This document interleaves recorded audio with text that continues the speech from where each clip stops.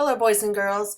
Today in Bath, we are going to review what a picture graph is. We're going to start learning about different types of graphs, and one that you learned about in second grade was how to read a picture graph. So we're going to review that today, and then later in the week, you're going to work on it on your own.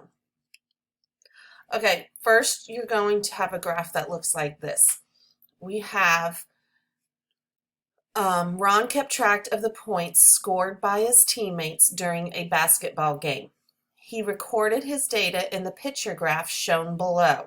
Here's our picture graph. How many points did each teammate score? So if we look down here, we have points scored during the game. We have Alan, Kate, Gary, and May. And down here we have a key. Each basketball stands for 2 points.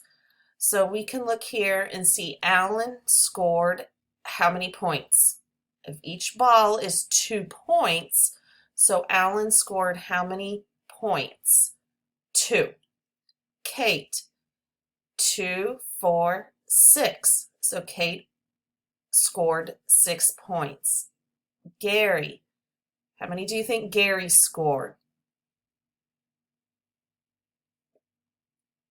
Gary scored 2, 4, 6, 8, 10. 10 points. And May, how many points did May earn?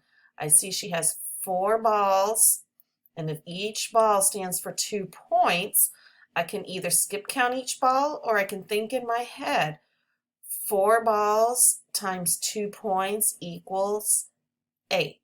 So May scored 8 points. All right, you're going to use this picture graph in the next few slides, and you're going to answer these questions down here. And we're going to come back and see how you did.